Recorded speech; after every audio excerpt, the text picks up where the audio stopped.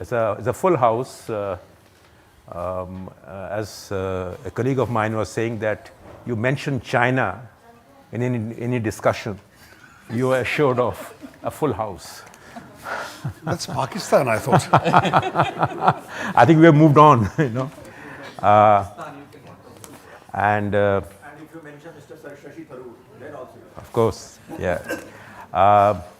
And this report is sort of, it deals with a lot of issues. I did a quick count, and there were at least as many as 13 broad issues that it's looking at. It's looking at broad how India should engage with China. It is looking at India's defense ties with China, India's policy on Taiwan, India's approach to Taiwan, and China's engagement in India's neighborhood, and how should India look at it? Should it be a containment policy or an what should India do in Southeast Asia? India's approach to what China is doing in CPEC, Doklam. There is something on Bhutan as well. Boundary issues, special representative process, how strong and how durable it is. India's trade ties, why it is going astray. India and China's economic cooperation on international forums. So I think there's nothing that is left out. So we have a sort of very comprehensive report in front of us, and we have the chairman of that committee, which authored this report with us. So what we'll do is this, the next half an hour or so, and we will have Mr. Mohammed Salim to join us, and Mr. Narasimham, a defense expert, is also with us here. So what we'll do this is that we will have Mr. Tharoor's wisdom on what he saw as the relationship and the committee's brief was, and give us his understanding of how things can go forward. Sure. And then we'll go to Mr. Narasimham. Well, thank you very much, Mr. Bhattacharya. As far as the committee is concerned, we've actually had a very productive 5 years, I'm very pleased to say, in that we have come up with a few landmark reports on Indian foreign policy, which after their adoption are public documents and therefore stand, I hope, as significant markers in the evolution of parliamentary understanding of and analysis of Indian foreign policy. I would particularly draw your attention to a pretty sort of landmark report on the Indian Foreign Service, its recruitment, training, deployment patterns, and potential reforms. And there is also a solid and I think unprecedented report on India's soft power and cultural diplomacy, some of the suggestions of which the government seems to have taken on board. And we have had two significant reports on bilateral relationships, one on Pakistan the previous year, which I'm pleased to say continues to read well in the absence of any significant development in that relationship since the report was tabled. And then most recently now, a couple of months ago, the report on India-China relations with, of course, a specific reference to the Doklam crisis, which of course happened to arise at a time when we were considering the subject anyway. Now, these reports, I just want to add one more sentence and I'll go to the specific subject before us. These reports were all adopted unanimously by the committee, of whose membership the BJP has a majority. As in all committees, the committees are constituted by members of parliament roughly in proportion to their strength in the two houses. Remember, unlike, say, the US system where you have the House International Affairs Committee and the Senate Foreign Relations Committee, in India we have one committee for both houses of parliament. And in this, there is clearly a BJP majority, but no dissent note has been recorded under my chairmanship, a fact of which I'm very proud. We have worked towards consensus, we've worked towards common ground. The report, the process of arriving at the report is the following. In the case of this particular China report, we held 7 different hearings, most of which were with the Foreign Secretary. Some included representatives of other ministries, the Defense Secretary on 3 or 4 occasions, the Home Secretary on 2 or 3 occasions, because the BSF and so on, the paramilitaries come under the Home Secretary. And on one occasion, the Chief of the Army, or rather the Vice Chief of the Army, spoke for the Army on that occasion. And then we also had one session with experts on India-China relations, including 3 former ambassadors of India to China who had retired and were free to speak their mind, and one retired military expert on satellite technology. So the committee was very thoroughly briefed. Many of these briefings took place even as the Doklam crisis was in the process of unfolding. And so the committee's deliberations perhaps got more, shall we say, dramatic media attention than they intrinsically deserve. We did our very best to keep all of these processes confidential until such time as the report is tabled in Parliament. And I can't say we had 100% success. Various colleagues, for various political reasons, found it useful to leak selectively from our discussions. But broadly speaking, the process remained more or less the way it was. And at the very end, there was a very messy play out in the media of the MEA, initially the BJP and subsequently the MEA allegedly objecting to a draft of the report. Now, let me stress that the report is not shown in draft to the government of India. It is only seen by them after it is placed on the table. However, the report always includes a narrative summary of statements made by witnesses to the committee, and those summaries are given to those who are being quoted for their confirmation that the quotes are accurate. It was this, that is, the narratives submitted to the MEA of statements made by the Foreign Secretary himself and by MEA officials, that created this particular kerfuffle. And as soon as it needlessly became a political controversy, I was able to nip it in the bud by just visiting the foreign minister myself and saying to her, look, this is silly. You could have picked up the phone and called me. What's the problem? And she explained what the problem was, that some things had been said in perhaps an indiscreet fashion to the committee that were meant only for the committee's consumption, and that seeing them in a public document would embarrass the government. I said that is a concern that is entirely legitimate, and I'll be very happy to have many of these things redacted, with just a sort of sentence saying that the committee was briefed on, shall we say, Bhutan's relations with China, without going into any perception by our government of what those relationships were like. And with that, the report stands. But I want to stress that the report that is available on the Lok Sabha website is in every respect the committee's report, and that whereas portions of the narrative summary of testimony heard may be somewhat, shall we say, skimpier than originally drafted, not one sentence in the analysis or the conclusions, which are the committee's own, has in any way been touched. I'm sorry for that extensive preliminary, because it was important, since many of you will have seen bits and pieces in the media, to make it very clear that that was the process. And in fact, despite that unseemly controversy, the report actually stands by itself. It is completely authentic to what the committee wished to say, and it is indeed, it enjoys the backing of all members of the committee without exception. Now, what is the report about? The report is broadly looking at India-China relations, but it specifically, because of the timing of its study, is dominated by the Doklam crisis. The Doklam crisis, as you know, is not strictly speaking directly a crisis involving the India-China border. It is a dispute involving territory that we and the Bhutanese consider to be Bhutanese, and the Chinese claim is Chinese. So it's actually a Bhutan-China dispute. But in view of our security relationship with Bhutan, we got directly involved. Now, the fact is that as far as India is concerned, there is a tri-junction that we wish to see both sides respect. However, the Chinese have a different perception of where the 3 borders meet than we have. And it is here that the problem arose. But the problem that was particularly worrying for us was that while there had always been an area of disputed territory that the Chinese claimed was theirs and the Bhutanese claimed was theirs, and no one made too much of a fuss about sort of modest levels of Chinese incursions into over the years.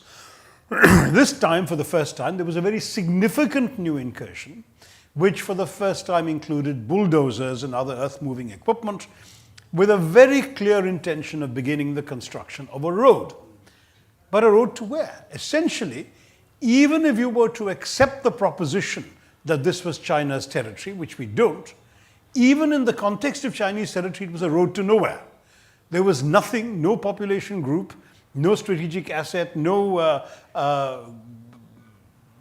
landmark, anything to justify the construction of a road, except one thing, which is that road would have led to the edge of the territory that China claims as its own, which overlooks the Jamperi Ridge, the one thing that separates that part of Bhutan from the narrow strip of land that connects West Bengal to the northeast. So, from our point of view, the only possible reason to construct this road had to be a malign one. That the only reason you would need that road is one day in the event of war, if you want to shell the road connecting West Bengal to the northeast or interdict it, rather like the Pakistanis in Kargil, that's the only conceivable purpose this can serve. So we immediately sensed that there was a malign intention behind this construction, and our soldiers moved quickly to stop it. Of course, we didn't claim we were doing it on Indian territory. We said we were doing it in defense of Bhutan's territorial sovereignty and in pursuance of the Indo-Bhutanese Treaty. Now, as you all know, the discussions that took place in several rounds in Beijing finally diffused the crisis. The Chinese pulled back their bulldozers. The crisis is not fully over in the sense that though the Chinese have pulled back from the face-off point, they are still in a part of the plateau known as North Doklam. And what is more, they have installed fairly permanent-looking structures there, which will enable them to station and provision a much larger number of people than they have ever historically done. So that clearly they're keeping their powder dry, as it were, for a future opportunity. And the committee's report very specifically underscores the importance of India being equally prepared. There are some strong language used by the committee, which I must say was inspired by our own visits to the area. I should have mentioned that when I talked about the witnesses. We also had those members who were willing to come, and in the end only 7 or 8 did. We also had a visit to the front lines, both in Tawang in Arunachal Pradesh, in Sikkim. We went to Nathula, and we got briefings from the military in all these spots.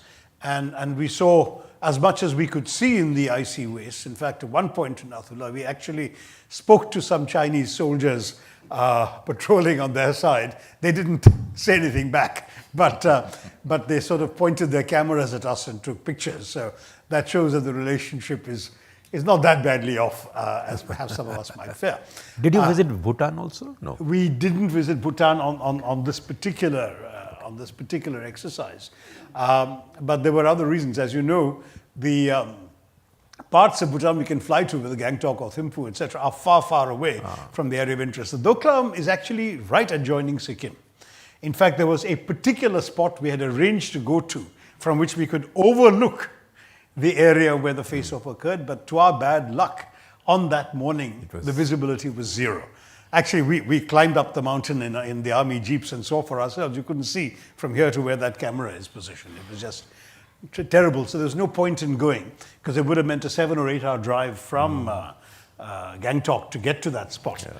And we wouldn't have been able to see anything. So we abandoned that particular portion. But the briefings we got were very thorough, and I must credit the army, not merely because General Narasimhan is sitting here, for their extreme professionalism, their tremendous sense of esprit de corps, morale, confidence, and professionalism. And the briefings we got, illustrated by obviously a lot of classified satellite imagery and so on, gave us a very good sense of what they were talking about, and we found their assurances fairly credible. I must say, for example, that one of the suggestions had been that the Chinese were building the road anyway on a different route, and they disabused us of that fear, saying that they were monitoring all these areas carefully and this anxiety was not there. So we have strongly recommended that we should severely upgrade our border infrastructure. Our roads, frankly, are an embarrassment on our side. They're extremely impressive on the other side.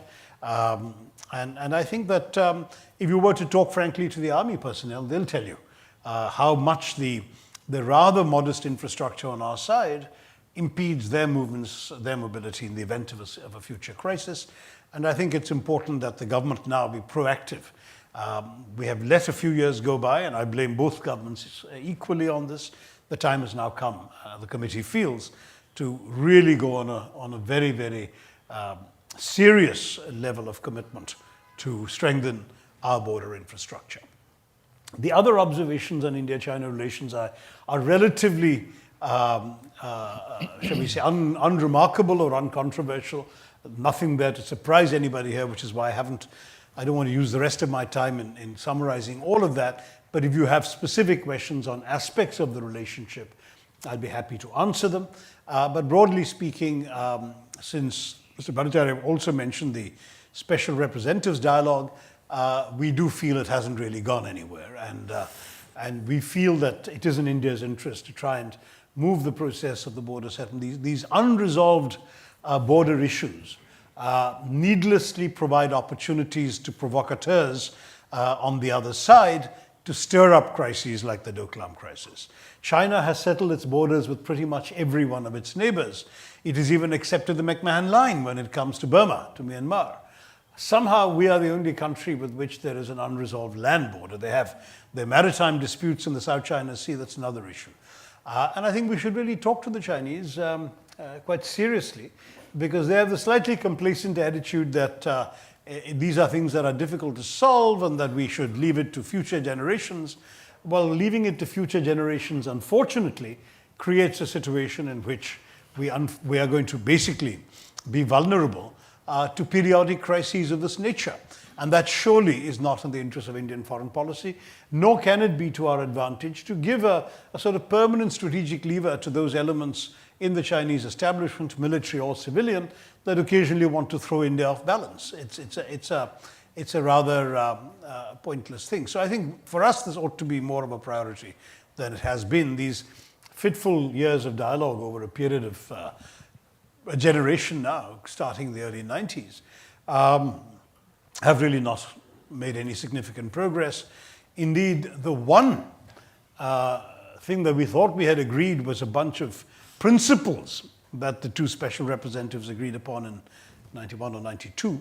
And those sets of principles included, for example, the principle that neither side wished to create any arrangement that would disturb settled populations, which India perhaps unwisely interpreted as meaning that was the end of the Arunachal Pradesh matter.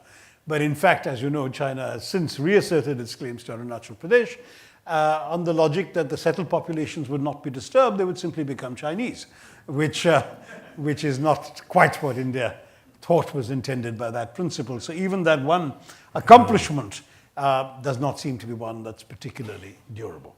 I think I'll leave it there, Mr. Bhattacharya. Here, General Narasimhan as well, and then we could engage in whatever questions you and the audience. General Narasimhan, please. Your take on this report? Just about a week back when I got the message that I was to come and speak here, first thing I did was to download that report. Yeah. And then went through it word by word. The committee has done a wonderful job, so I must compliment you on that, basically because the kind of work that has been put in is very visible in that report. Thank you. And the kind of pain that you have taken to visit those areas to get a feedback is another good thing that has happened there. The report itself is organized in 4 parts. The first one talks about the overview, second one talks about Doklam, third one talks about the boundary dispute, and the fourth one talks about the relationship in the multilateral kind of a scenario. As far as the overview is concerned, there are about 6 recommendations which have come out of that particular section. There are total 19 recommendations which the committee has made. There are a few issues I thought I'll flag it. I would like to seek your views on that because I don't know the background to which these things have happened. One is on this collaborative and the competitive kind of a relationship that we have with China. The Foreign Secretary statements in the report are very clearly visible on that. And the committee had recommended actually to segregate this collaborative and competitive elements of this relationship and then deal with them on their merits separately. My understanding was it was already being done in some form. I don't know why this report came. You must be having some more inputs on this to tell us about. Second thing also on the defense exchanges, there was a recommendation that was made to say that we should be proactively giving them the defense exchange plans, etc., proposals, etc., and not wait for them to actually initiate these issues. I think that process was again on in some form. There are a lot of proposals which have gone to the other side, which have been pending for a long time with them, and some proposals have been pending with us. It's an ongoing kind of a process that was going on at that point in time. And the third issue was on our relationship with Taiwan, I see in that report again. I think off late, the business relationship has been picking up a little bit. We have seen Foxconn and others coming into the mobile sector, the iPhone sector mainly. Some aspects of issues are picking up, and some complaints have come that some waivers have to come, etc. I think that needs to be taken care of in some form. As far as there was one recommendation on the connectivity part of it, that we should be open for bilateral cooperation to improve connectivity between India and China. That is something that I would like to seek your mind a little more on that. Maybe that will give us a little more insight into what was the thinking of the committee into this particular thing. There was also a mention about the China-Pakistan economic corridor and the reasons for India not actually taking part in that summit which took place. And incidentally, another summit is going to take place in April this year. And it appears that there may be some kind of tweaking of this entire BRI concept, basically because of the pushbacks that the committee also has observed and mentioned in this report. Initially, India was alone, but I think more and more voices are joining to take this issue back to China to say that they should be more accommodative and more open and transparent in dealing with all these things. As far as DOCLAM is concerned, I think the report has absolutely perfectly covered all the aspects. It has taken on board the representation done by the Foreign Secretary, etc. And it has actually commended the entire government as well as the army for that, and also suggested some measures to improve the infrastructure, improve the surveillance techniques, etc. I think that are quite fair about the whole thing, and that's what we need to do in any case on these issues. On the boundary dispute, there was some. I had only one observation on this. Most of the things are generally on the lines on which we have been seeing on ground, and I think after the report has been submitted, some more progress has been done on ground on these issues. So one thing I just wanted to seek your mind was on comprehensive border engagement agreement. My observation was we already have enough systems in place, starting from 93 agreement, 96 agreement, 2003 agreement, 2005 agreement, 2012, 2013. We have already enough number of agreements in place. I think the solution lies in actually implementing them correctly than to go for an extra agreement, which will only probably add to the numbers, but effectiveness may be questionable at some point in time. The other issue is on there is an interesting observation by the committee which I saw on how Pradhan Mantri Gram Sadak Yojana, if the alignments are tweaked and the measurements are tweaked, which can be used for also defense purposes. That is a very interesting observation, I thought, given by the committee on this, which is a fair one. But I think instead of the Ministry of Defense, I think mostly it should be the Home Ministry which deals with the border area management, which could probably come into play along with Ministry of Defense to do this.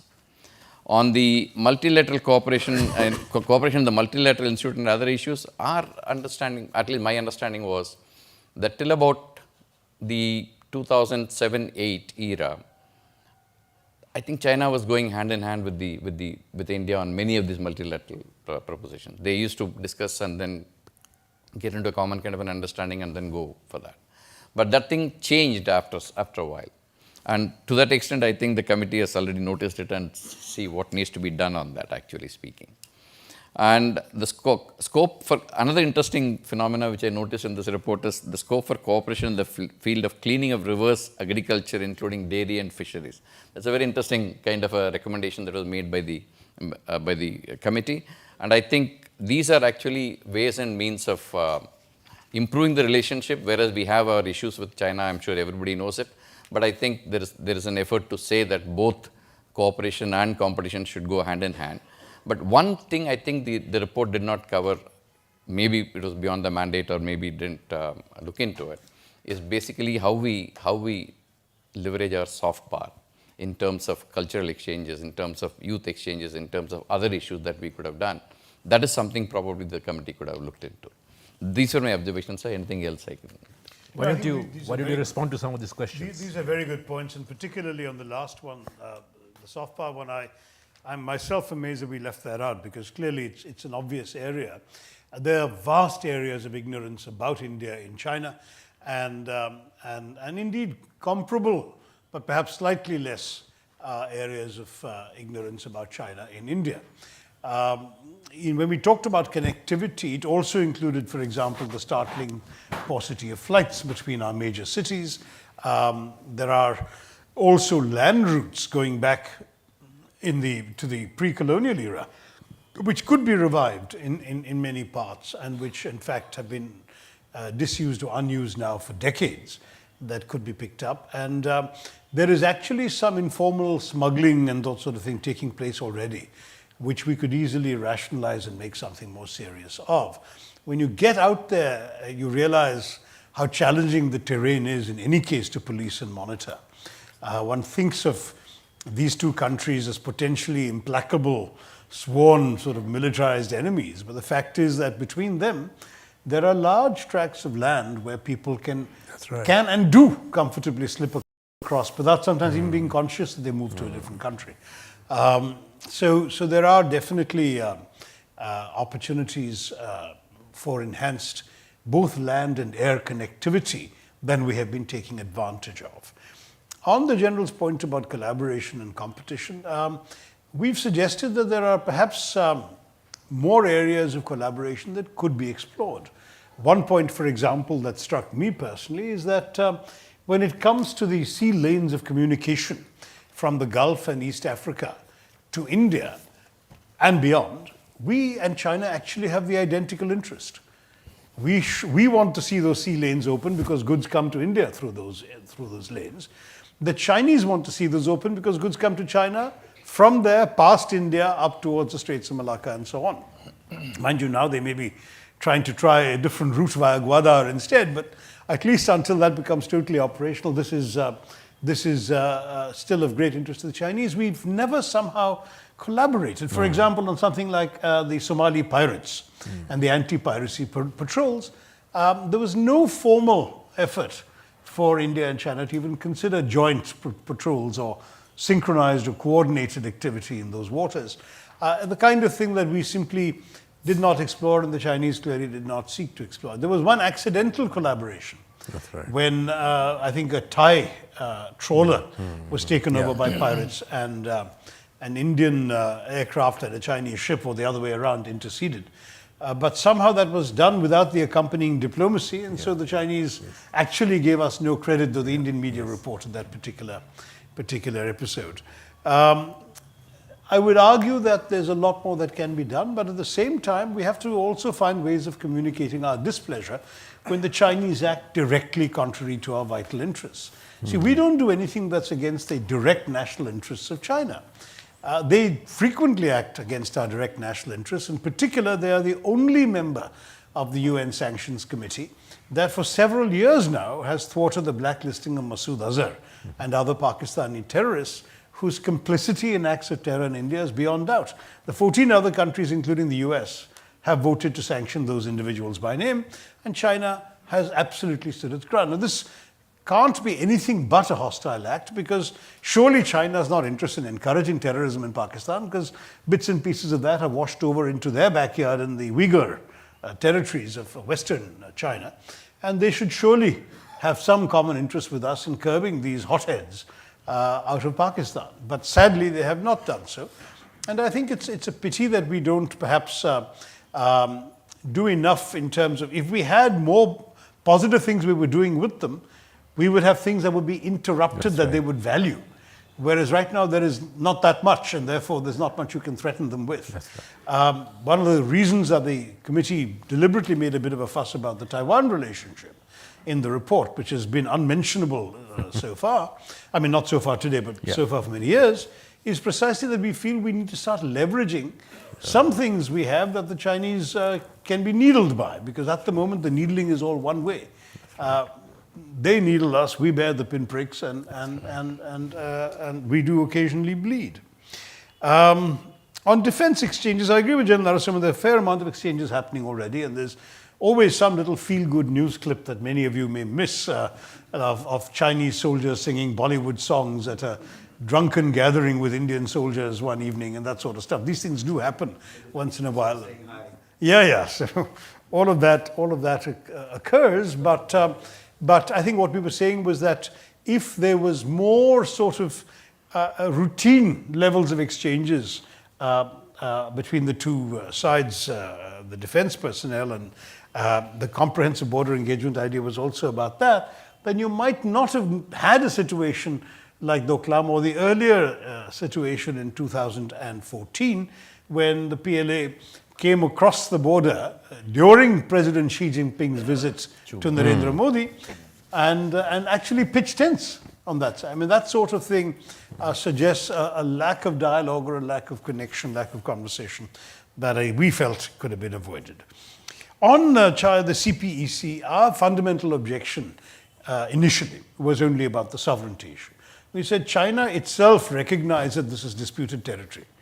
How on earth can you then build a road through disputed territory without consulting the party with whom the dispute exists? So for us, therefore, it was again an unwarrantedly hostile act, and we absolutely refused to countenance any involvement in that. And I think most self-respecting nations would take the stand we've taken. There was no dissent in the committee about endorsing the government's view that we should not participate in that. In fact, the only feeling that some of us had, though I don't think it's in the report if I remember right, he said, well, why didn't we think of offering the Chinese a more convenient route through Indian Kashmir to a port in Gujarat instead of Gwadar? It would have had exactly the same effect and be much less vulnerable to terrorist attacks and everything else. But somehow I don't think we offered that to the Chinese, and therefore now they've gone and built their road through Pakistan. It is potentially transformative of the China-Pakistan relationship. And if it works as envisaged, it will be transformative for Western China, because essentially it's going to reduce by 2/3 the cost of goods getting to Western China. Right now, the goods have to sail from the Gulf all the way past India, through the Straits of Malacca, into the South China Sea, into southern China, and then be transported by land all the way across China to Western China. They would essentially save 70% perhaps of transportation costs if they could actually be regularly, safely and efficiently moving goods through Gwadar directly up into Xinjiang. So it remains to be seen, but certainly their strategic vision is very clear. It's in their interests and therefore in Pakistan's interests. I can't say that directly it threatens us in any way. The well-being of the Chinese is a Chinese affair, not ours, one way or the other. But what bothers us is the violation of our sovereignty and the implied endorsement of Pakistan's territorial claims. The larger objection to BRI, General Narasimhan, of course, is not just on the sovereignty issue. We have pointed out that it has very severe consequences for the indebtedness of the recipient countries. And that this has now become very clearly apparent, because what people don't realize when Chinese announce these large sums of money in the billions of dollars is it's not grants. Very, very, very little of it is grants. I think of the Pakistani 67 billion, if I'm not mistaken, it's something between 3 and 7 billion that's just been given to the Pakistanis. Then there is a portion that is in a very low interest loan, something sort of well below market. But the bulk of it, over 40 billion of the Pakistani money, is actually from commercial financial institutions in China on commercial terms. And the Pakistanis are going to be carrying a crushing debt burden. And it is by no means at the moment clear that the CPEC will make enough money for the Pakistanis to both service that debt and return a net profit. So the Pakistanis may actually have taken on a rather large white Chinese elephant. We'll have to see. But other countries have already realized this. In the case of Sri Lanka, we've already seen the Chinese getting de facto control of a port in exchange for waiving interest payments that the Sri Lankans found unaffordable.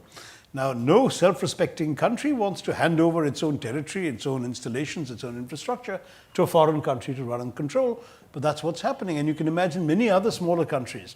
The Chinese had similar designs on the Maldives, which would never have been able to afford what the Chinese were offering it. Now, with the new government in the Maldives, a break may come on that. But we're looking at all of this with some alarm, because, you know, a whole bunch of countries in our neighborhood who are financially head over heels in debt to China is not exactly something we in India can be terribly happy about. So that was on that side. The Pradhan Mantri Gram Sadak Yojana, only MPs could have come up with that, and I think that we will pat ourselves on the back. It's simply that it's something we live with as MPs in our constituencies all the time, and it struck us that, you know, if you've got a scheme that subsidizes the building of rural roads, and much of the terrain we're talking about in Arunachal, for example, is rural, therefore would qualify under PMGSY, but rather than having a rudimentary village road, have a road that's motorable and can take heavy vehicles, the army can also use it, and the locals have good roads. That was the logic of our recommendation. And then just to finish on the last point that our General Narasimhan made, the cleaning of rivers, agriculture and so on, our point is, not everything in a relationship between two big neighbors needs to be seen through the prism of strategic collaboration, competition, conflict. There are some aspects of the relationship that undoubtedly need to be developed further, much more than they have been, that you would have with any neighbor that you didn't have a problem with. Now, let us not see China only through the prism of problems. They have been effective at cleaning their own rivers. Why don't we invite their expertise here? I mean, you know, there's worry whenever Huawei comes in that they're putting secret sort of listening in devices into their telecom chips. I don't know. But you can't put much of a serious listening device into a river. So come in and help clean the river. I think that will be a good idea. In turn, we can offer them help in dairy. They very recently started a dairy industry. Chinese people particularly suffer from lactose intolerance, and so there's no great dairy culture there. But they've found some merit in doing all of this, and we could easily collaborate. They're going much farther afield to get help in developing dairy. We could offer them that help. When it comes to, here's Mohammed Salim. When it comes to agriculture, when it comes to my colleague Mohammed Salim from West Bengal, CPM, who is also a member of the committee and traveled with us also to the border. And so I'm afraid, Salim sir, we've had the first round of discussion already. Summarizing the report. Stuck in the topic. No, not to worry. We've summarized the main conclusions of the report. I'm issuing some clarification that General Narasimhan sought, and Mr. Bhattacharya will presumably have questions. We're on the same page on this. We're more or less on the same page on all of this. So that was broadly it. I mean, I think that we feel there are things that could be developed that are non-political, non-controversial, non-strategic, but which could actually give some depth to the relationship. And that plus encouraging more connectivity, which was mentioned earlier, more contact between scholars, academics, tourists. There are Indian students in China, but very few Chinese students in India. I think we have something like 18,000 Indian students in China, not fully realized. We need to actually encourage more reciprocity from their side. The better we get to know each other, perhaps the less anxiety there needs to be about the intentions of each country vis-a-vis the other. Mr. Salim, would you like to make some observations about the report, just to You've missed what we've said already, but just to say, just you to might find that give us- I know, because since I was not present over here, and what Mr. Tharoor has told, that's because collectively we function as a committee, and he's a chairman, and he takes care of that. All views comes to the on the table, and ultimately it's a unanimous report. So, and particularly as far as foreign policy is concerned, and the relation between among the nations, and particularly with the neighbors, mostly in the post-independent India, we have almost unanimous views. Now, of course, for last 1 or 2 half decades, some things have developed. So, as far as Indo-China relation is concerned, and particularly Doklam, the country was one. Despite some fiery speeches and interventions in the television studios,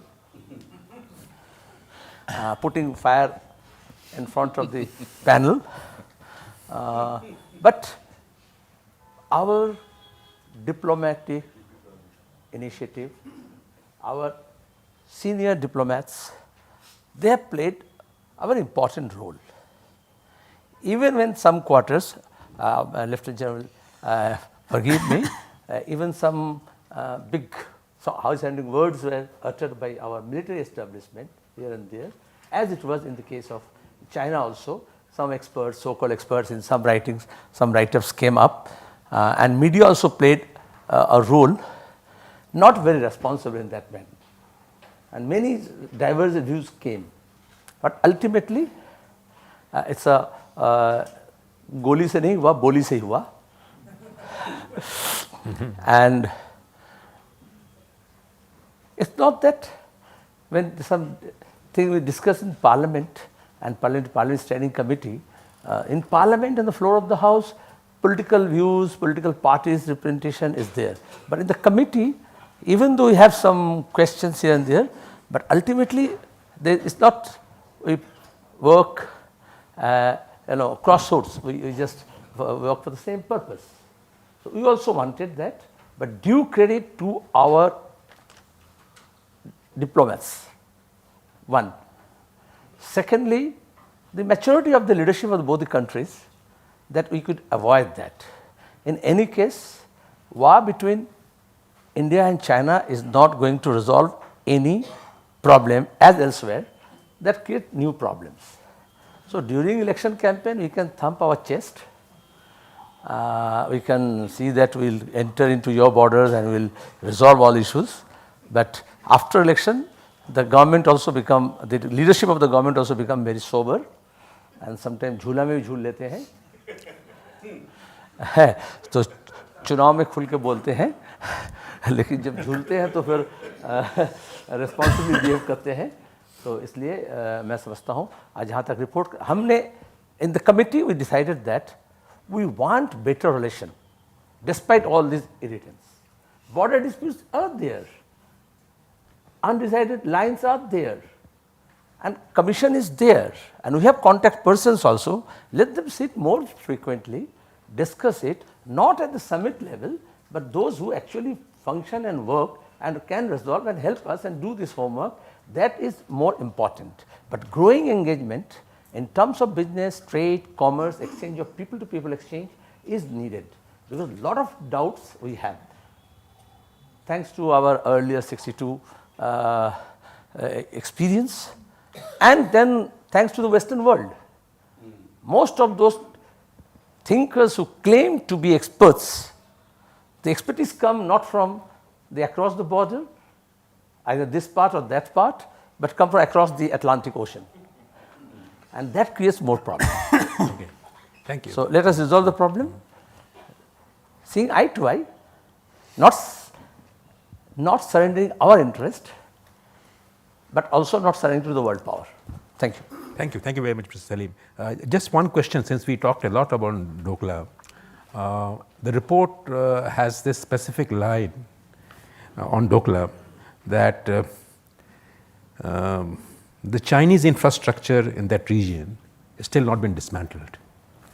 And the report in a sentence says that don't let your vigil down. Yeah. Is there anything more? How does one look at this? The fact is that Dokla may be passed and we are all very, very hopeful of things will get sorted out. But with the infrastructure not being dismantled, how serious is the concern? It's not just not been dismantled, it's actually been reinforced. Yeah. And so as we said, there are permanent sort of constructions which can house a much larger number of people than were actually implicated in the standoff. There seems to be large barracks. You can house an infantry battalion in the infrastructure they have built. There's a helipad. There seems to be sheds for. It's possible the bulldozer simply gone into a shed. Yeah, we don't know, but there seem to be sheds for that kind of thing. I think it's very clear that if the Chinese were determined to do this, that they have reinforced themselves to a point beyond the numbers that were implicated in the standoff. We're talking platoon strength when the standoff occurred on both sides. Yeah. We also sent in Yeah. roughly a platoon, and they had about that. But today, they have the capacity to house, support, and provision a much larger force should they be so inclined to do it. So obviously diplomacy plays a big part in ensuring they don't take that step. And there's always a perception, which even I must say indiscreetly that some of our military share, that some decisions are actually being taken by the local military commanders and need not necessarily signal a strategic choice by the political masters in Beijing, which is why the diplomacy shows them that there's a problem if they don't actually intercede from the political side. In this crisis, however, a number of things happened that had never happened before, not since '62. In particular, the resort to embarrassing attacks on India on Chinese television, which I've even seen some of their sort of shows. There was this ridiculous caricature with a Chinese actor putting on a beard and a turban to be an Indian, and and saying, you know, I'm your neighbor, but you are building a road in your garden. I don't like it. Take down the road. And that kind of thing. And the Chinese laughing at the Indians for objecting to their road and so on, which I must admit worried me that it was an escalation of rhetoric, which we had actually not seen. Even during that incident during President Xi's visit that we talked about, the Chinese media were largely silent. And it is basically a military action. Eventually was diffused either by the military itself or by orders from President Xi. They withdrew, they took away their tents, that was the end of that crisis. But the media in China hardly ever got involved. There was no big tom-tomming. On Doklam, which lasted 72 days and not just 6 or 7 as happened in that incident, you had a major amount of attacks on India. If you read the English language communist Chinese press, namely Global Times, the People's Daily, India was really vilified in quite an intemperate language. And Chinese TV, that was a new one, because Chinese TV normally steers clear of sensitive political information, except when the Chinese government wishes to make a point. So there was a perception that on this one, the Chinese government felt they had something at stake. So all credit, as Mohammed Salim said, to our diplomats for having defused it.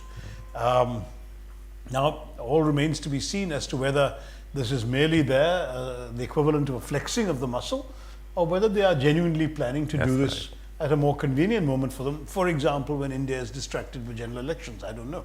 We have to be on our guard. That's why we wrote that a vigil must be maintained. Absolutely. There is also a mention in this report that India should try to exploit China's vulnerabilities in Southeast Asia.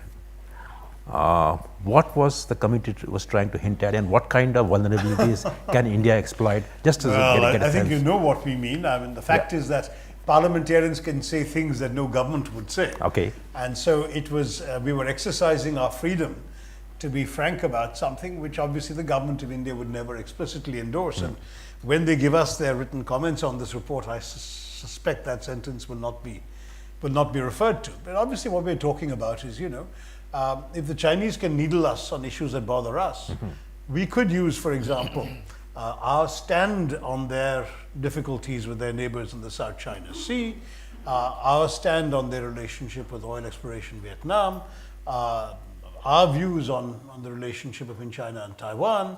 There are many, many areas in the neighborhood of China where India has been extremely obliging in echoing faithfully the Chinese stand on one country, two systems, on one China policy, all of those things, where a merely minor calibration of our position could cause some anxieties there. And it may just be a friendly warning saying, look, you know, stop irritating us and we'll stop irritating you. I mean, has this idea been purchased? I mean, not so far, but the committee is free to suggest it. And the government is free to decide whether or not they wish to take it further. Yeah.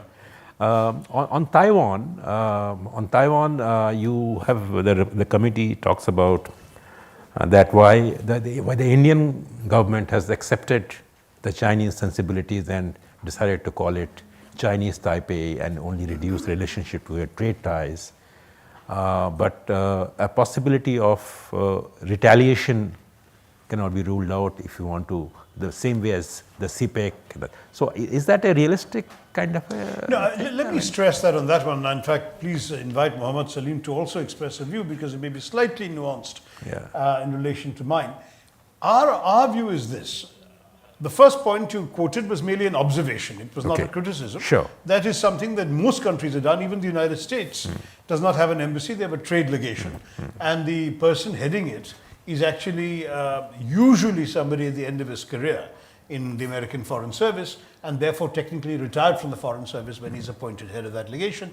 Ours is different because we have our, as usual, we Indians are far too conscious of hierarchy. It's not a senior enough position for somebody who retires as an ambassador, so we send somebody who's joint secretary level as the head of our delegation. He does not retire from the service, but he is detached, in theory, to serve a trade job, though in practice he is de facto our ambassador there. Now, as General Narasimhan himself pointed out, we've had some interesting developments in recent years in the relationship with Taiwan. By the way, I myself went there during UPA, but not as a minister. I went during the period between my two ministerships when I was a backbencher, and as an MP again, I was free to go. And they had some very interesting conversations with various think tanks, universities, and privately also with members of the government.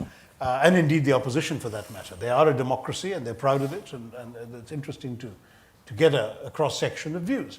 What we were suggesting was that there are ways in which you can turn up the heat through that relationship. I mean, by doing things with them more publicly than you would otherwise do. See, the Chinese have had this very interesting relationship themselves with Taiwan. There is massive investment by Taiwan in China. The largest single place in which Taiwanese businessmen put their money is China. There is a lot of traffic between Taiwan and China. Chinese come in droves, and in fact, one Taiwanese saying to me, you'll be amused, the Chinese come from the mainland in large, they can't come as individuals. The Chinese organize tours. So they come in sort of busloads of people.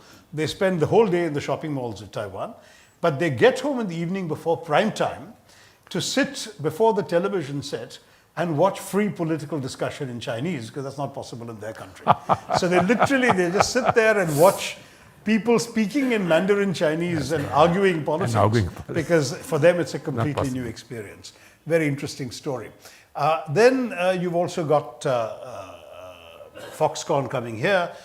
We could quite openly now, at the moment, for example, we have some Indian students in Taiwan. We can encourage more to go. We send our diplomats for training to places like Hong Kong, in addition to the Chinese, Beijing, Shanghai, Canton, and so on. We have consulates where we do their language training in China. We could perhaps mischievously, but let it be known that we can send some to Taiwan. So that's the way forward. There are things we can do just to send a message to the Chinese, stop taking our goodwill for granted.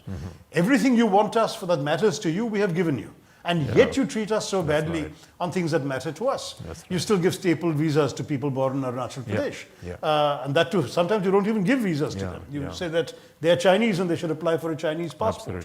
My former PS was born in Arunachal Pradesh. And they actually initially said that they will not give him a visa. He should apply for a Chinese passport. And fortunately, the government of India stood its ground and said either he comes or the entire visit gets called off and so on. And he was able to get a visa, but they gave it on a staple piece of paper. And this kind of thing is offensive and it's unnecessary. And our point of view is sometimes a little too benign in the view of the committee. I don't know if Salim Saab would agree. Salim would like to come in on this issue? No, I can't add on that. I can differ on that. Sure. I can subtract something. Or modify. You can say modify, or we have different perception. The advantage of Shashi Tharoor is that in this country, at least, because of our democracy, you can say a lot when you are in opposition, and if you join the government, you say the otherwise. So he has that advantage, but as left, I don't have that advantage. So we stick to opposition, whatever the government may be. And that we think, instead of disturbing our neighbors, destructing our neighbors, if we want to have a good relationship, we should not experiment what we did or Pakistan did with us. The cost of conflict we have paid for 70 years. The dividend of cooperation we should seek, and size matters. The size of economy of China, the size of military power of China, the size of the diplomatic and political clout China now engaged. Even erstwhile our friends, we have estranged and most of them have gone to that fold. So why there should be a pinprick? We must secure our own interest. We must seek our advantage, but not in the context of creating some minor irritants. Rather, to iron out those irritants and become friendly. And if the Chinese don't want to iron out the irritants they're causing us? You see, we have seen in Doklam also. That's right. That's Otherwise, a full-fledged war, some people were expected. We can't go to war with Pakistan. Mind it, I'm very frank in this. That's right. We can make use of during election campaign. So face the reality. That's right.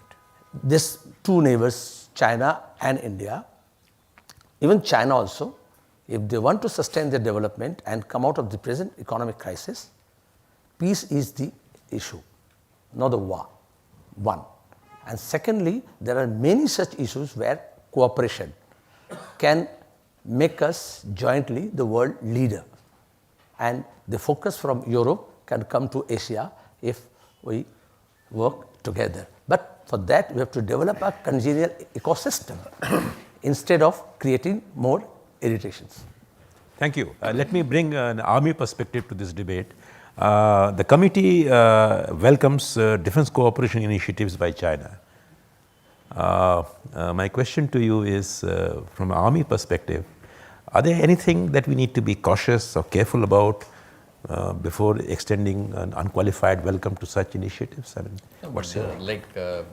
Tharoor said, there have been a number of defense cooperation arrangements that have already been on. I'm saying, Ships what are the lessons ships from have been there? making port calls. We have been doing hand-in-hand exercises with them. There is cross-training of officers, which goes on. The only thing that I would say is, I don't know whether it should be, you should put that question the way you put it, to say that we should be more cautious or otherwise. I think we should have more trust in ourselves. And we can actually do these kind of exchanges with them without any kind of hassle, because we can always take care of ourselves. It's not a big deal. So what it helps is actually to understand each other a little better.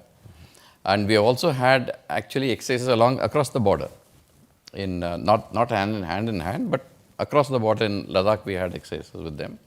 So these are all slowly basically confidence building measures to understand each other better, so that the kind of face-off that you see in patrolling, etc., which happens along the border, comes down a little bit. And this actually helps in better border management.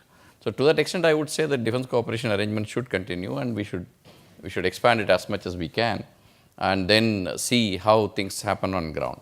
I think it helps better. When I was commanding the brigade in Nathula, we started having these exchanges coming up. Like on our Independence Day or Republic Day, we used to invite them. They used to call us on the National Day. That exchanges were really good. It helped in portraying our own culture to them. In fact, we used to have one state depicted in each of these occasions, and that culture depicted to them, to say that how diversified our country is, but still we are one, and we'll be able to look after ourselves. So it helps in making each other understand better, and it definitely helps in better border management. So I would say that defense cooperation arrangement should continue, and those programs should expand as much as we can accommodate it. Okay, before you go into the audience and get them some questions from there, I have one final question to the chairman actually. In the section on India-China is economic cooperation, you have put a figure of $5 billion of foreign investment from China. But as we all know, Chinese investments don't come from China mainland. Chinese investments actually come, I think several times more investment from China come to different countries, from Singapore, from other Malaysia. So I mean, would it have helped understanding this India-China economic cooperation if we have got the more correct and more realistic figure on Chinese investment in India? It's extremely difficult to break down, you see, because in the government figures, those figures will show up as Singapore investment or Malaysia investment Yeah, or whatever. They won't show up but as the Chinese interests in those countries. I think, where clearly there is room for improvement is things like more Chinese involvement in projects in India. They do have an extremely impressive execution capacity. And we have been hamstrung to a great extent by our security fears. Let's be very blunt about that. What was interesting, however, was that this government, the Modi government, lifted the UPA era restrictions that prevented Chinese companies from bidding for ports, telecoms, and one other major infrastructure area. I can't remember which now.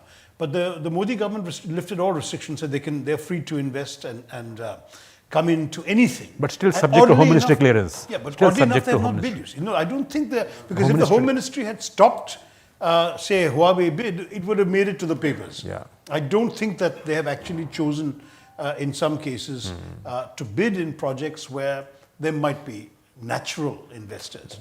Certainly the power sector would have been one, but this government has this extremely unrealistic view that our power situation is sufficient, ignoring the catastrophic failures of distribution of power. So many people. In Lutyens, Delhi, I get 5 power cuts a day in my home in Lodi Road. So I'm just surprised that the government goes around thinking we don't have a power problem. But I do want to say that as far as the economic cooperation is concerned, there is a different kind of problem, which the committee has also mentioned that you didn't quote, which is the extraordinary imbalance in the terms of trade. Oh, yeah, absolutely. I mean, it's almost colonial. That's a well-known story. Where they're sort of taking our raw, for example, they have massive deposits of iron ore in China. Yeah. But they find it cheaper to import our iron ore, draining us of our iron ore, and sell us back finished steel products. Yeah. I mean, it's almost colonial terms of trade. There's also an access issue there. And Access the to balance, of the $70 billion when we wrote the report, I think it was 51 Chinese exports to India. That's right. And 19 India to China. Many Indian industries have really collapsed in the process. Yeah. For example, essentially the indigenous dyeing, D-Y-E, I-N-G business has died, essentially because cheaper chemical dyes from China have taken over, whereas many of our organic and natural dyes, which part of our traditional culture as well, have gone. The demonetization also helped drive many of these small and micro enterprises into extinction. So we are partly to blame ourselves, but certainly Chinese exports came in handy and it became unviable to compete. You have an extraordinary Chinese capacity for manufacturing, which surely we can learn from. We've got to a point now where apparently there are more Ganesh idols available in India that are made in China than are made in India. And as a collector of Ganesh idols, I'm somewhat mortified to know that I'm now contributing to the Chinese economy. There's a lot of this that I think that we need to wake up to. So my own view is we do need more Chinese involvement in some sectors of our economy. But at the same time, we need to wake up and see why the Chinese aren't allowing us access to their markets to do things that we can do better. Yeah, that's so right. in your words, we import Ganesha and export Lakshmi. Well said. I think Mr. Modi's friends would appreciate that analogy. Yeah. Basically, the report also actually distinguishes between two types of investment that the Chinese are doing. The Foreign Secretary statement in the report says that for doing projects, they're more willing to come in. $63 billion worth of projects is what they are doing. Whereas if you want direct investments, then that becomes a huge issue. No, but projects, we pay them to do the project. Yeah, that's right. We're talking about Chinese bringing money in and doing And second thing is, the kind of investment that they do. Most of them are assembling plants, etc. The original manufacturing doesn't take place here. You need to get that in. That is what, at the moment, the work is on that. That's right. Yeah. So questions from the floor? Okay. Go ahead. Please identify yourself and ask a question to one of the panelists. Yeah, I'm a Professor Lava from Delhi University. Basically. Sorry, which university, sir? Delhi University. Delhi University, great. Do hold the mic a bit closer. Yes. It's on. I don't think it's making enough sound. Oh, he's making noise. Yeah. Yeah, I'm from Delhi University, basically, retired from Delhi University. When I was a student, I read a beautiful poem, Then I became a teacher and I had to teach that poem. A Robert Frost poem I'm referring to. Good fences make good neighbors. 4 months back, I'm coming to your point that everybody referred to. 4 months back, I came from my neighboring country after teaching at Royal University of Bhutan for 2 years. Our Mr. General Narasimha Rao Rose, that our IMTRAT is there, we are building their roads, GRIP, and we are building their buildings, and 90% of their GDP is Indian money. 90%. And I was shocked to learn all this when I was there for 2 years, and I discussed this continuously with people. And what the impression I got was, from both the parties, and I want you to say yes or no, that we are doing all this because we are afraid of China. No, sir, I beg to disagree. I also beg to disagree. I think we're doing all this because this is a neighbor that we value. We have a very, very good relationship. They have been major supporters of ours in international forums. No, but we're contributing all that partly in our self-interest, but partly genuinely because we want to help this friendly neighbor. I mean, let's face it, we are doing not perhaps as much percentage of GDP, but we're also doing substantial amounts of assistance in Sri Lanka, in the Maldives, in Nepal.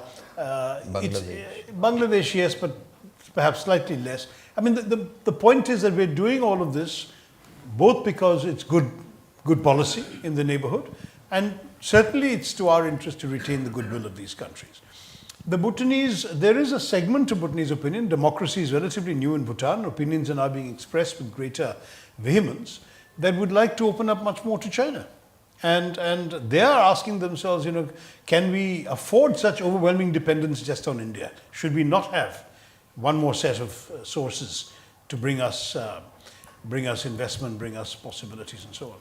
It's very interesting, that the Bhutanese, as you know, are very deeply Buddhist people, and a particular variant of Buddhism that they practice. Dalai Lama has never been there. No, I'm not sure. Nyingma sect is different.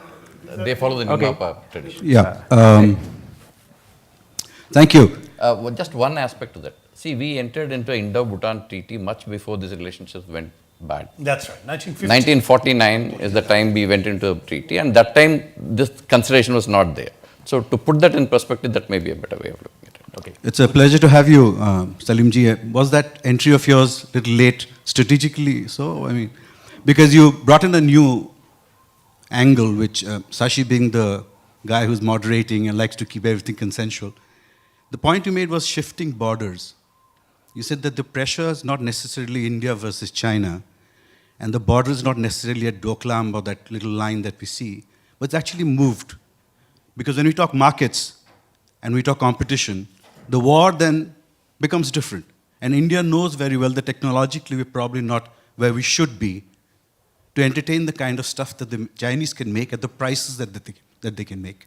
So my question is, would this report have been read by them? Would the cooperation that we're talking about possible under these circumstances where China thinks that India is a capitalist bogey, whereas they think they are communist, when actually they are not. They're the largest capitalist country today. How can we change this perception, either through these reports, through media, to say that, look, we are both equally capitalist, let's have equal competition, which would be the best cooperation we can possibly have. How would you like to go about that? Shashi, your views. No, I'd much rather have it. He will. But first thing is, strategically, I'm not late, but tactically, the meeting was advanced.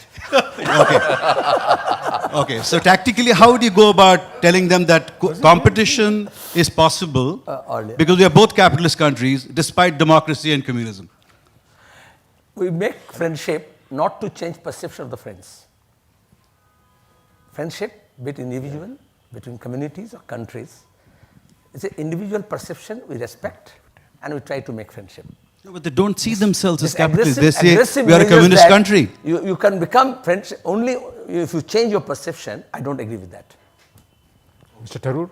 Would you like to? I mean, I mean, this what Mohammed Salim is saying is right. And I mean, I think what was it? Mr. Rabin in Israel famously said, you make an effort with your enemies, not with your friends. And ultimately, it's precisely because of the potential for conflict and adversarial relations that there is an argument for diffusing that through more dialogue and more cooperation. And there I think we're all on pretty much common ground. There will be differences of detail and of nuance, and certainly I accept my friend Salim's suggestion that if I were in government, I may not be speaking quite the language I've spoken this evening, where I've said a few things that in government we would not say. Let's be very blunt. But that's partly because with government you carry a certain weight, a certain responsibility, which in opposition or as a member of parliament you are freed of. And I think that's part of democracy. In democracy we can say the unsayable from a government's point of view, and the government can hear it and act on it as it judges best. But to my mind, our dialogues with the government, as I said, they were very extensive sessions, were actually throughout conducted with a great deal of constructive candor. And I think neither was left in any doubt that there were any illusions about relation. When we speak about friendship between any two countries, there is behind the bonhomie a certain cynicism or reserve or realism that is felt on both sides. And we should be aware how they're looking at us, and they should be aware how we're looking at them. And despite that, we should want to have good relations, friendly relations. That's essentially, and that applies to all countries, not just these two. Yeah. Well, greetings, Mr. Tharoor. Always a pleasure hearing from you. Thank you. He's a good friend from the MEA days. Now retired, I think, no? Well, I've just retired, yeah. 2 years ago. So thank you very much for the refreshing and very eloquent perspective which you have given us. I just have one question. While we have always have 200 to 400 incursions every year across the border, reported or not reported, there's a new pattern emerging in the last 5 years. Before any high-level engagement on either direction, there is a manufactured crisis or a crisis that is manufactured by China. Whether it was Depsang in 2013, Schumer in 2014, or Doklam in 2017. So what is your perspective in particular, or committee's perspective, on this particular development? Is it here to stay? What are they trying to do? How should we read it? Well, I'd say that what we've said in the report, which obviously the entire committee has agreed to, is that we do sense that China uses the unsettled nature of the border between the two countries to occasionally manufacture a crisis in order to throw India off balance, for the reasons best known to them. Now, we may, in fact, by saying that, we may be giving the Chinese more sort of credit than they deserve for being a monolithic decision-making entity. I have friends who tell me that it may not be like that. That, for example, the 2014 incident happened when Xi Jinping was yet to fully consolidate his control over the military, and that it may well have been an exercise by a military commander to test the PLA's relative power vis-a-vis the civilian authority. In the showdown, the civilians won, but in the meantime, India-China relations became a casualty. In 2017, however, we definitely got the sense that it went all the way to the top. And indeed, the resolution also had to come all the way from the top, because the negotiations took place not between militaries, but between diplomats. So there again, it's difficult to escape the feeling that the Chinese were doing this on purpose, that they really did want to. Now, it could be that the southern commander acted unilaterally, and then the central government felt they had to back him up or the Chinese would lose face. These are all calculations that can only be known to those within the decision-making apparatus in Beijing. But we as outsiders and at the receiving end, have one view which may not reflect all the calculations that have gone into the actions on that side. The committee also concluded, as I mentioned earlier, that a real effort has to be made by India to settle the underlying problem, which is to demarcate the border.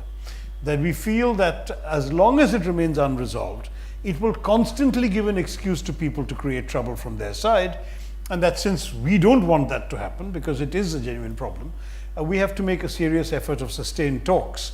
Right now, the special representatives meet sporadically, and I've spoken to our special representatives at various stages. Nothing much seems to transpire, and the Chinese appear to come without any serious desire to move things forward. We may need to ask them now.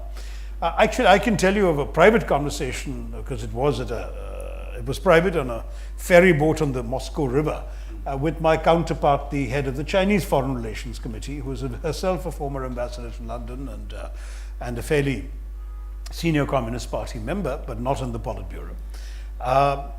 And she said to me that she was under the impression that India didn't want a solution. I said, why do you think not? And she said, well, because no progress has been made. Every time we talk, we say the same things, we go away. And I said, but that's our perception is exactly the opposite. We have the perception that it is you. And then I quoted to her a few famous statements by Chinese leaders, including the one about waiting for future generations for the time to be ripe and so on. And I said, nobody in India is saying, let's wait for future generations. We want to solve it. So, nothing came of that conversation, which was now 3-4 years ago. But I just want to say that, that if there are some people in the Chinese establishment who think we don't want to move with the necessary urgency, then I would say that the next government after May should actually move on a footing that we convey that for us, it is a priority, and for them, they really need to formulate a position. What do they want out of the border? In fact, if you talk to our military friends, and you should ask General Narasimhan this, there are only a half a dozen points along the border, plus of course the big question about Arunachal Pradesh, but otherwise half a dozen points around the border where there's a dispute. Much of the lines can be demarcated without pain. But where the dispute is, we now have a situation where, as you say, 400 incursions a year, not because our people are worried about them, but because there's an informal understanding that on Monday we will patrol where we think the border is and you please leave us alone. And on Tuesday you patrol where you think the border is and we leave you alone. And there's been no shooting, as you know, since 1976 along the India-China border. However, there's been a disturbing increase in the number of incidents where guns are pointed at each other. And there was this brawl you know the name of the place, which was unfortunate because it was also on YouTube. I mean, somebody filmed the blessed thing, and there are Indians and Chinese going after each other with bare hands, rather bare hands than guns, definitely, but still, it was very unseemly. And all of this need not happen if everyone knew where we stood. So I think we need to convey, and I certainly firmly believe we must convey to the Chinese that we're serious about moving rapidly. And if they want to convey they're not interested, then let the world see that. But right now there is this rather macabre sort of dance, this theater going on, where both sides meet, they talk, they exchange pleasantries and gifts, and they go away, and nothing has been achieved in 26 rounds of talks. So isn't this very surprising that you have a record number of 11 top leadership level meeting the last 4.5 years, and in spite of this lack of understanding of positions between the two countries? Unfortunately, in the last few years, it looks like we have been going along with what the Chinese want out of these meetings. When we have issues we want to raise with them, whether it's Masood Azhar in New York or it's the capitulation of sorts. And then they say we'll have a no agenda meeting and we acquiesce in that. It's their agenda not to have an agenda. We should be putting things out on the agenda. That's the statement of the evening. Absolutely. Professor Muni? Just to add to one point. One question, sorry. All this question of this 400 intrusions, etc., not intrusions, I would say, face-off that take place, can be actually resolved if the LAC is dropped. Yeah. Border solution can come later, but the LAC should be marked on ground so that we understand the position of each side, and that is not actually progressing well. Yes, Professor Muni, yeah. On the needling question, Tibet never occurred to the committee. Is there a room for revisiting India's Tibet policy, not in terms of questioning one China, but in terms of raising the cultural issue, the human right issue, at least telling them that they should talk to Dalai Lama and resolve this, because this is one of the irritant between the two, whether it is so sad or not. Well, I mean, let's be very candid amongst each other. As far as Tibet is concerned, the Chinese biggest worry is not India, it's the Dalai Lama. Their consolidation of power over Tibet has also been augmented by a massive infusion of Han Chinese, who I am told in some accounts are now a demographic majority in Tibet. they have absolutely not a shred of doubt that their control over Tibet is absolute and cannot be challenged. Their worry is, of course, that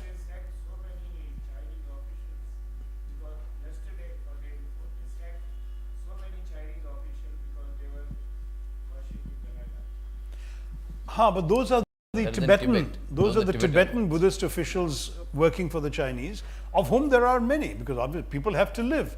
And you know the Chinese are a reality in your land, you will serve. Yeah, so the real problem is essentially the Chinese are worried that when the Dalai Lama goes, he's, as you know, in his 80s and fragile, that there will be an attempt made by enemies of China to create a new Dalai Lama who will be out of their control. They had hoped to solve, quote unquote, the Dalai Lama problem the same way they solved the Panchen Lama problem, which is if some reincarnated Lama is found, they will kidnap him and indoctrinate him, and if he's not obliging, they will anoint another one whom they will find, and he will be brainwashed in Beijing till he's 15, 16, 17, and then be unleashed on the world as the unchallenged Dalai Lama. But as long as there is a credible community in the diaspora, there is always a problem of a rival claimant. Now, obviously a rival claimant born in Mysore or Los Angeles is going to lack credibility. But the sixth Dalai Lama was born in Taiwan, in what is today Arunachal Pradesh. And therefore, it's an entirely appropriate territory for a later Dalai Lama to re-emerge. Now, the present Dalai Lama has said all sorts of statements. He said, there may not be another Dalai Lama, reincarnation might end. He said there might be a Dalai Lama identified in my own lifetime. He has said that Dalai Lama may well be born and may be found in a couple of years' time. I mean, he has made so many statements that no one really is very clear as to what his particular final stand is on this matter. But the Chinese do worry a lot that there will be a Dalai Lama out of their control, groomed in India, who would potentially be once again a locus of Tibetan opposition, resistance, global support and everything else. And you can well imagine... Mysticism worries them.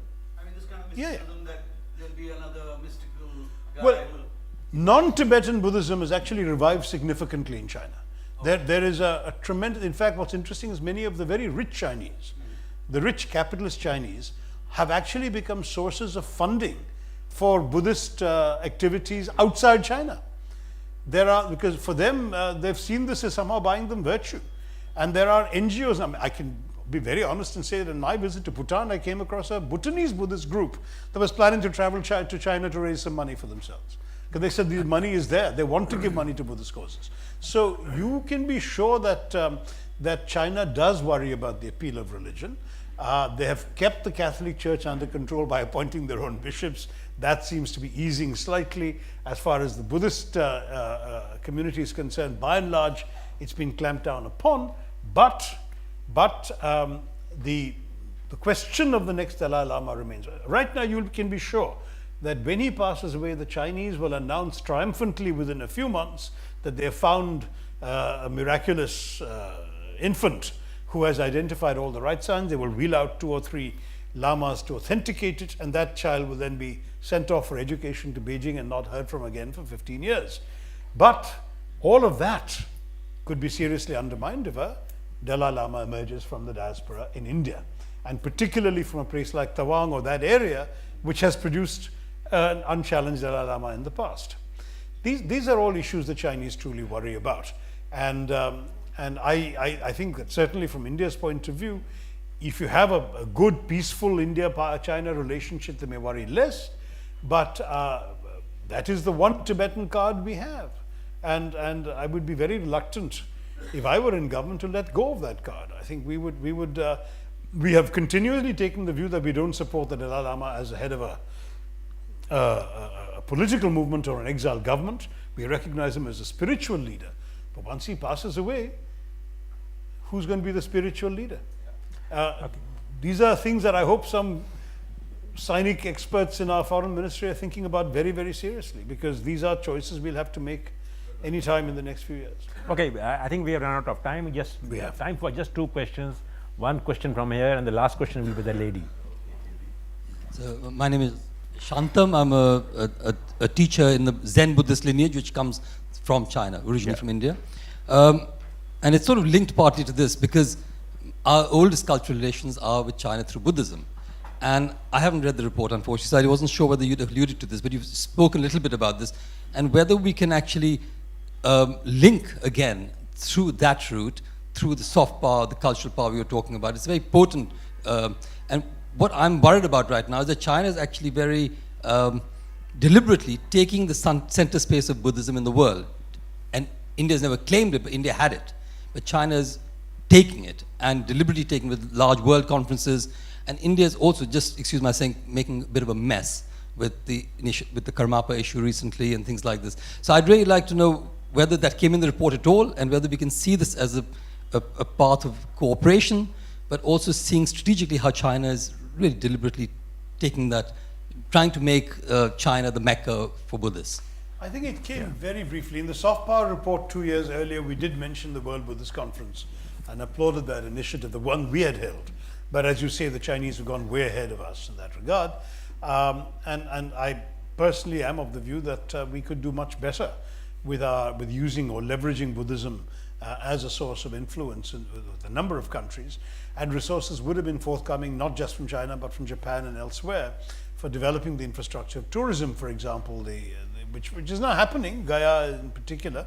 But I think perhaps a lot more could have been done. I don't disagree with you. And Salim Saab, when you were not here, the point was made that perhaps we could have made more of the whole cultural diplomacy, soft power argument in our report.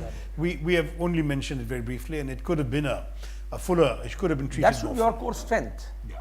That's right. The last question. Thank you, Chair. My name is Geeta Kushal and teach Chinese in Jawaharlal Nehru University. It was very interesting to hear for the first time really that we really need to solve China-India border in the proactive manner as it is possible. And I was thinking that when we talk about India's connections in border, most of the borders are quite fragile and open and porous in that sense. But when we see the Chinese, solution of borders, it is more like rigid checkposts. So are we considering that if we want to solve that, we are going to have rigid borders? And secondly, that when you're thinking about the Doklam and the possibility that another Doklam can happen, we see that China is quite actively engaging with the Bhutanese to resolve their border dispute. And suppose, maybe in a year or two, or maybe in 4 or 5 years, if China is able to resolve the border problem with Bhutan, then the road construction that is already on the way will not, challenge the sovereignty of India, and how we are going to deal with that. Thank you. That's a lot of questions. 3 questions. Yeah, I mean, You can be brief. No, I think. Unfortunately, I have to leave for a meeting myself. The session has to end. Already we are running out of time. So please. Certainly, I mean, the fact that the border needs to be moved on expeditiously, we all agree. That does not necessarily mean rigid checkpoints, as you said, because ultimately the good fences make good neighbors policy means that once you have clarity on where your lines stop, you can also have trade routes, land routes, other connectivity across in various strategic points. As I mentioned early on, before Salim Saab came, historically there's been a lot of trade with areas of the region that are now part of China, that were not always necessarily under Chinese suzerainty, but now are, and there's no reason why we shouldn't restore a lot of those land routes, trade routes for travel, for trade, modest levels of trade amongst the local communities, and so on and so forth. So I don't think that drawing a border necessarily means it's going to be impermeable. It just means that you won't have misunderstandings anymore because you know where you live, but you'll certainly be free to set up routes and roads and tracks and rail lines across them. On the, what was your second question? So you asked 3 questions. So that's, that was the second question. Okay, I thought that was the third. So on that one, the Bhutanese, partly because of the treaty with us, will keep us fully informed of their negotiations. You seem to be implying that there might be a settlement between Bhutan and China, which will render this disputed territory into Chinese hands. I think that's unlikely to happen without deep consultation with India and without India seeking and receiving some assurances. Because as I said, the only value to China of that piece of land is the ability to dominate the Jamperi Ridge and Indian territory. There is no other purpose. So we are naturally going to ask ourselves the question, why do the Chinese want that territory? I mean, you know, there's no other value. There's literally nothing there. It is ice half the year and grass the other half. There's literally nothing else.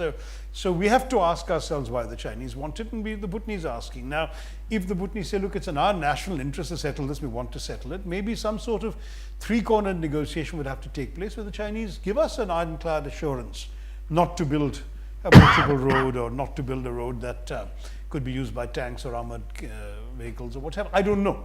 But at this stage, I don't think this is on the cards. Certainly the Bhutanese have not implied to us that they're rushing off to give away that bit of land. So for the moment, it remains, from our point of view and the Bhutanese point of view, Bhutanese territory. And India has every strategic interest in ensuring that it does remain Bhutanese territory. But a settlement of the border in the end should ideally also include a settlement of the China-Bhutan border too. Thank you very much. I think we have come to the end of this session. I think I will not try to sum up the discussion that we had. It's a rich discussion, and I think it's been rarely have we got a chairman of a parliamentary committee who can add so much more to the report that is already in your hands. So I think we must compliment Mr. Tharoor and General Narasimham, Mr. Salim, for being with us and shedding more light on this committee's report and its implications. And thank you very much to all of you to being here, and we close the session at this point. Thank you. Thank you very much. Sorry, 7:30. Hi, how are you?